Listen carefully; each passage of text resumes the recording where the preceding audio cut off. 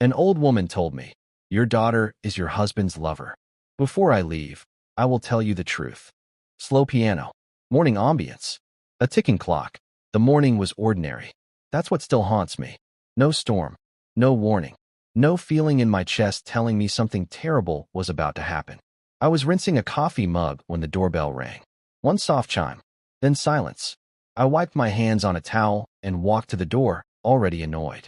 I wasn't expecting anyone. My husband had left early for work. My daughter had moved out years ago. Mornings were usually quiet, predictable, safe. When I opened the door, I didn't recognize the woman at first. She was small, fragile. Her coat looked too heavy for her thin frame, as if it were wearing her instead of the other way around. Her gray hair was tied back loosely, strands escaping around her face. Her eyes, those were sharp, too sharp for someone her age. She didn't smile. She didn't say hello. She looked past me, into my house, as though she were checking to see who else might be listening. Then she spoke. Her voice was calm, too calm. "Your daughter is your husband's lover." The words didn't land right away. They hovered in the air between us, meaningless at first, like a sentence in a language I didn't understand. I waited for her to laugh. She didn't. I waited for her to say she was mistaken. She didn't. Instead, she met my eyes and added quietly, "Before I leave this world, I need you to know the truth." Music cuts. Silence. I felt something rise in my chest. Heat, confusion, disbelief. I laughed. Not because it was funny, but because it was absurd. "That's not possible," I said. "You have the wrong family." She shook her head slowly. "I watched you for years," she replied. "I watched all of you." That's when I recognized her. Margaret. She used to live 3 houses down. Years ago, she had watched my daughter after school when she was little. She brought casseroles when my mother died. She was always around, until one day, she wasn't. She moved away quietly. Or so I thought. "I think you should leave," I told her. She nodded, as if she had expected that. "I understand," she said. "But listen carefully." She leaned closer. "The truth doesn't disappear just because you refuse to hear it." Then she turned around and walked away down my driveway, her steps slow, uneven, like someone carrying a burden that was finally too heavy. I closed the door, and I stood there for a long time. Low, uneasy music begins. I didn't tell my husband. Not that day. Not the next. I told myself she was confused. Old. Lonely. Maybe even cruel. But something about the way she spoke wouldn't let me rest. That night, my husband came home later than usual. He kissed my cheek, set his keys down, and went straight to the shower without saying much. He did that sometimes. "Work stress," he said. I watched him walk down the hallway. For the first time in years, I noticed how distant he felt. At dinner, his phone buzzed. Once. Twice. He turned it face down. "Work?" I asked casually. "Yes," he replied too quickly. I nodded. But doubt had already slipped into the room. Soft ticking sound returns. Our marriage wasn't passionate. It wasn't dramatic. It was stable. He was dependable. Consistent. A man who paid bills on time and fixed what was broken without being asked. He wasn't the type to cheat. That's what I had always believed. And my daughter? She was my pride. Strong. Intelligent. Independent. She didn't need much from me anymore. Sometimes, I worried we'd grown apart, but I told myself that was normal. Children grow up. They leave. That doesn't mean betrayal, does it? Music builds slowly. 2 days later, Margaret returned. This time, I didn't open the door right away. I watched her through the window. She stood patiently, hands folded in front of her, eyes lowered. When I finally opened the door, she looked relieved. "I won't take much of your time," she said. "I don't have much left anyway." I crossed my arms. "You were wrong," I said firmly. "And you need to stop." She sighed. "I hoped you'd say that," she replied. "It means you still believe your family is untouchable." That word, untouchable, made my stomach tighten. She stepped inside, and then she said something that changed everything. "It started when your daughter was vulnerable, and your husband was the one who stayed." Heartbeat sound begins. I felt dizzy. "No," I whispered. Margaret looked at me with pity. "I should have stopped it," she said. "That's my sin." "What are you saying?" I demanded. She took a deep breath. I saw them together. More than once. My knees felt weak. I wanted to scream at her. To throw her out. To call her a liar. Instead, I asked the one question I wasn't ready to hear the answer to. "When?" She hesitated. "Years ago," she said. long before you suspected anything. Music swells, then cuts abruptly. That night, I didn't sleep. Every memory replayed differently. Late conversations I ignored. The way my daughter always defended her father. The way he seemed to know things about her life that I didn't. I reached for my phone at 3:17 a.m. And for the first time in my marriage, I checked the call records. Low, ominous tone. 2 numbers. Repeatedly. One belonged to my husband. The other belonged to my daughter. Calls made while I slept. Messages sent while I trusted. I sat at the kitchen table until the sun came up, staring at the proof I never wanted. And in that moment, I realized something terrifying. The woman at my door hadn't destroyed my family. She had only exposed the cracks that were already there. Music fades slowly. And that was just the beginning. I didn't confront anyone right away. That's the part people don't understand when I tell this story. They think the moment you see proof, you explode. You scream. You accuse. But real betrayal doesn't work that way. Real betrayal paralyzes you. I spent the next few days pretending everything was normal. I cooked dinner. I folded laundry. I asked my husband about work. And I watched him closely. When he laughed, it sounded forced. When he spoke to me, it felt rehearsed. When my daughter called, his voice softened in a way I hadn't heard in years. That softness hurt the most. Music deepens. I invited my daughter over for dinner. She hesitated before saying yes. That alone told me more than I wanted to know. When she arrived, she hugged me quickly, too quickly, and stepped back like she was afraid of staying too long. We sat at the table. 3 chairs. The same arrangement we'd had for decades. Except now, it felt like a courtroom. I asked her about work. She answered politely. I asked her about friends. She avoided my eyes. My husband barely touched his food. The silence stretched and stretched until I finally asked the question that wasn't really a question. How often do you talk to your father? I said. She froze. Just for a second. But it was enough. Sometimes, she replied. Too vague. My husband cleared his throat. You know, he said, she calls when she needs advice. Advice. That word echoed in my head. Advice about what? About loneliness? About desire? About crossing lines that should never be crossed? Heartbeat sound fades in. That night, after my daughter left, I followed my husband into the bedroom. I closed the door. I met Margaret, I said quietly. He stiffened. Just slightly. But I saw it. She's not well, he replied immediately. You shouldn't listen to her. I studied his face. Did you ever sleep with her? I asked. He laughed. A short, sharp laugh. Of course not. Too fast. Too easy. Did you ever cross a line? I pressed. His smile faded. You're tired, he said. You're letting ideas get into your head. Gaslighting doesn't feel dramatic. It feels dismissive. Like being told your instincts are childish. I said nothing more. But I knew. Music slows. Somber tone. The next morning, Margaret called me. Her voice was weaker than before. I shouldn't have come, she said. But if I don't finish what I started, I won't die in peace. What do you want from me? I asked. Nothing, she replied. I want you to understand. She asked me to come see her. I almost said no. But curiosity, and something darker, pushed me forward. Ambient room tone. An old house creaking. Margaret lived alone now. The house smelled like medicine and dust. She motioned for me to sit. I was there when it began, she said. Not by choice. She told me about a night years ago. A storm. A power outage. My daughter had come over. Upset, crying, vulnerable. My husband stayed with her while Margaret went to bed early. I heard voices, she said. Soft at first. Then too quiet. She paused. I should have opened the door. I swallowed hard. But I didn't. Music cuts to silence. Margaret explained how emotional closeness came first. How my daughter leaned on her father. How he didn't push her away. How loneliness doesn't announce itself as danger. It disguises itself as comfort. They told themselves it was harmless, Margaret said. Until it wasn't. I felt sick. How long? I whispered. She looked away. Years, she said. Years. Not weeks. Not months.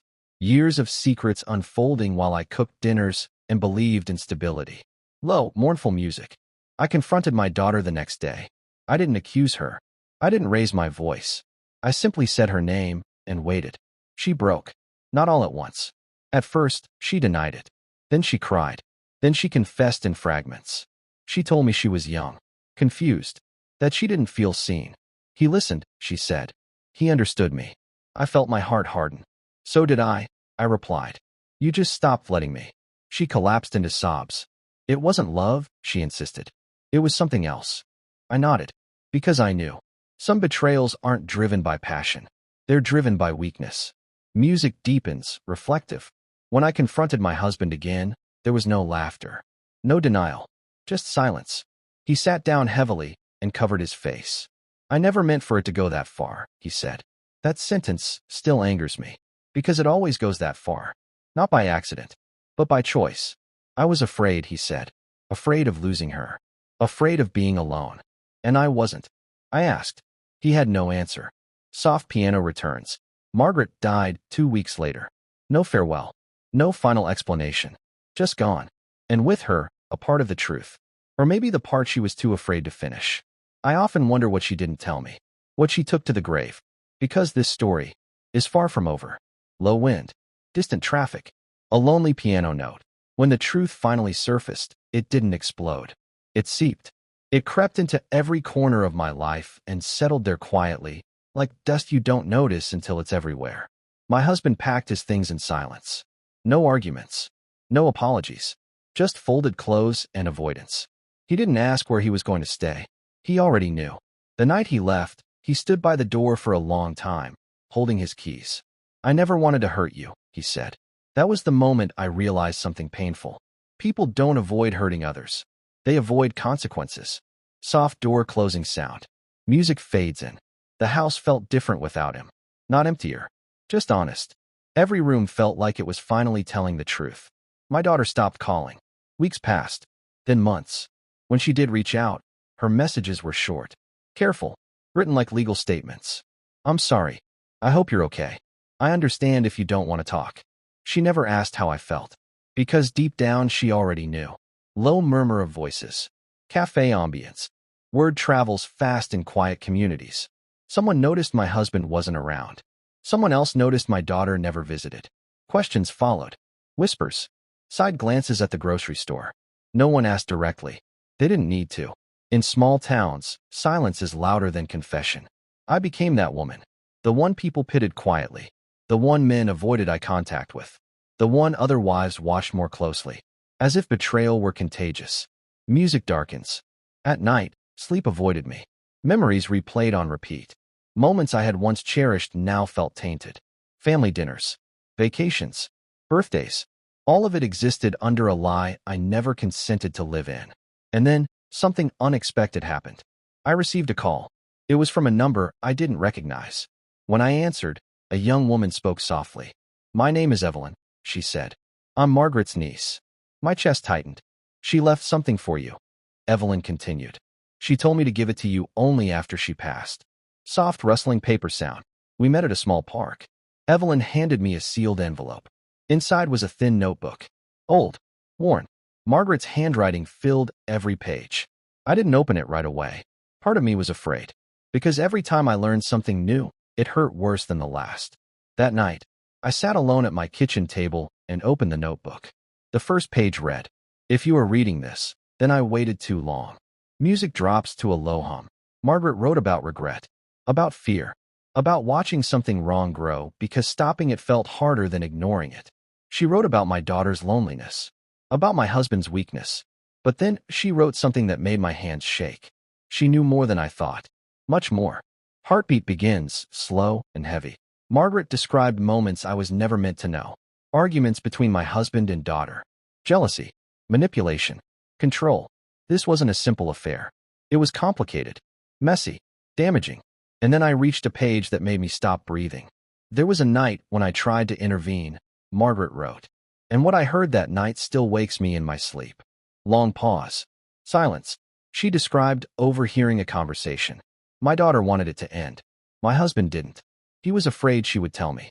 He was afraid she would leave. And then Margaret wrote a sentence that shattered whatever illusion I had left. That night, I realized this was no longer mutual. Music swells ominously. My stomach turned. This wasn't just betrayal. It was power. Margaret admitted she stayed silent because she was afraid.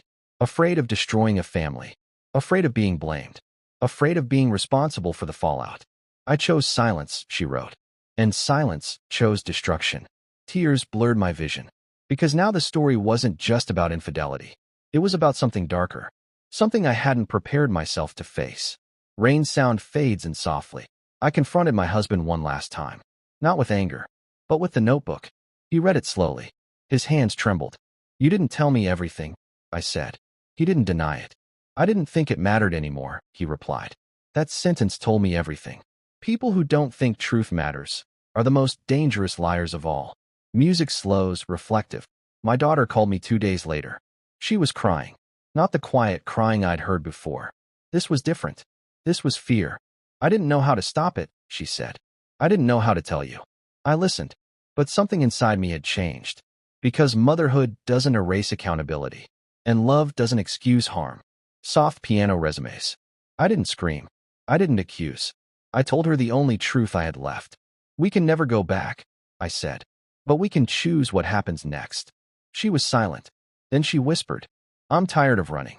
So was I. Music fades slowly, but the story still wasn't finished. Because the final truth Margaret carried had yet to be revealed. Low sustained note. A clock ticking slowly.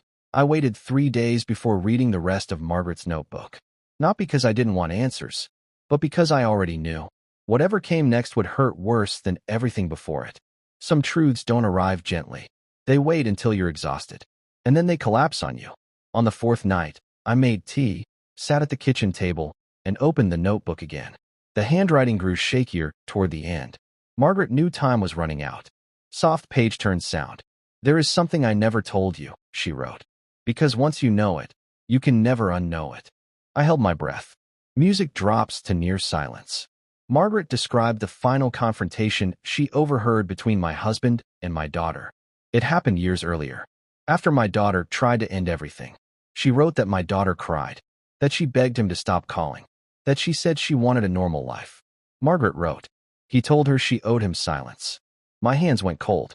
Heartbeat begins, slow and heavy.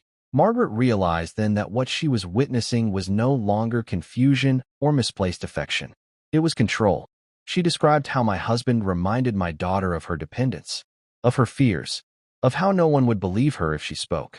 He told her she would destroy her own mother, Margaret wrote. And that truth, when spoken too late, looks like guilt. I closed the notebook. I couldn't breathe, because suddenly, the roles I had assigned in my mind no longer fit. Low, mournful strings enter. I had spent months believing my daughter was equally responsible, believing betrayal was shared, believing silence meant consent. But silence, Margaret explained, can also mean survival. Rain against window sound. I called my daughter that night, not to accuse, not to demand, but to listen. She arrived trembling, older than I remembered, smaller somehow. We sat across from each other, the space between us heavy with years of unsaid words. I need you to tell me the truth, I said, and I need you to know I won't interrupt. She stared at her hands for a long time. Then she spoke. Music fades almost completely. She told me it didn't start as a choice. She told me it started as dependence, as fear, as a need to be understood when she felt invisible. She told me she tried to pull away, that she tried to set boundaries, that every attempt was met with guilt, with reminders, with threats disguised as concern. He said you wouldn't survive the truth, she whispered. My chest tightened. Soft piano resumes, sorrowful. She told me she stayed silent because she believed she was already responsible for the damage. That if she spoke, she would be blamed. That if she stayed quiet, at least I would be spared. I thought I was protecting you, she said. And in that moment, I realized how wrong I had been. Music swells gently. The betrayal hadn't been shared equally. The power hadn't been balanced. And the greatest failure in this story was not her silence. It was mine. Deep exhale sound. I confronted my husband one final time. Not with anger. Not with tears. With clarity. I told him Margaret was gone. That the notebook existed. That the truth was no longer his to control. He tried to speak. I stopped him. You don't get to rewrite this, I said. For the first time, he looked afraid. Low tension music. He didn't deny it. He reframed it. Minimized it. That's when I understood something important. People who refuse responsibility don't seek forgiveness. They seek escape. I didn't give him either. Soft ambient sound returns. I didn't call the police. I didn't go public. Not because it didn't matter, but because justice isn't always loud. Sometimes justice is exposure. Sometimes it's distance. Sometimes it's choosing to end a cycle quietly so it can't continue elsewhere. Gentle piano theme begins. My daughter began therapy, not because she was broken, but because she deserved help rebuilding something taken from her. We speak now, carefully, slowly, not as mother and child pretending nothing happened, but as two women learning how to stand again. Music softens. Margaret's final pages ended with a sentence I return to often. Truth doesn't punish the guilty first. It frees the silenced. She was right. Long pause. Silence. But the story still had one final chapter. Because healing is its own kind of reckoning. Soft morning ambience. Birds in the distance. People think the hardest part of betrayal is discovering it. They're wrong. The hardest part is learning how to live after the truth has taken everything familiar with it. Life didn't collapse all at once. It reorganized itself quietly. Rooms changed purpose. Silence found new places to sit. Memories rearranged themselves without asking permission. The house no longer felt like a lie, but it didn't feel like home either. Low reflective piano. My husband faded from my life the way some storms fade from memory. No dramatic ending. No apology tour. Just distance. Friends asked questions I didn't answer. Some suggested forgiveness. Others suggested revenge. I chose neither. Because forgiveness without accountability is surrender, and revenge keeps you chained to the very thing that hurt you. Gentle pause. I sold the house. Not because I couldn't afford it, but because walls remember things. I needed space that didn't know my past. I moved into a smaller place. Quiet, clean, unburdened. For the first time in decades, my life belonged only to me. Subtle wind sound. My daughter and I didn't heal quickly. Healing is not a straight line. It stumbles. It hesitates. It sometimes walks backward before it moves forward. We started with coffee, public places, short conversations. We avoided the past at first, not out of denial, but survival. Then slowly we talked, not about what happened, but about who we were becoming. Soft piano continues. She told me about the years she felt frozen, about how shame makes time feel stuck, about how silence convinced her she deserved what happened. I listened, not as a judge, not as a savior, but as a mother who finally understood that protection sometimes means believing, even when belief is painful. Quiet inhale. Margaret crossed my mind often. An old woman burdened by truth for too long. She wasn't a hero. She wasn't a villain. She was human, afraid, regretful, and brave enough, eventually, to speak. I visited her grave once. I didn't bring flowers. I brought forgiveness. Music softens. Years have passed now. The shock has dulled. The scars remain. But scars don't mean weakness. They mean survival. My daughter lives in another state now. She calls every Sunday. Sometimes we talk for minutes. Sometimes for hours. There are things we may never say. And that's okay. Healing doesn't require full closure. It requires honesty going forward. Slow fade of music. As for me, I learned something this story cost me dearly. Truth does not arrive to save you. It arrives to change you. And change is never gentle. Long pause. Silence. So if you're listening to this story right now, if something about it unsettles you, ask yourself this. If someone knocked on your door tomorrow and told you a truth that would destroy the life you recognize, would you open the door? Or would you pretend you never heard the bell? Soft piano returns, hopeful but restrained. Because silence feels safe, until it isn't. And truth feels cruel, until it frees you.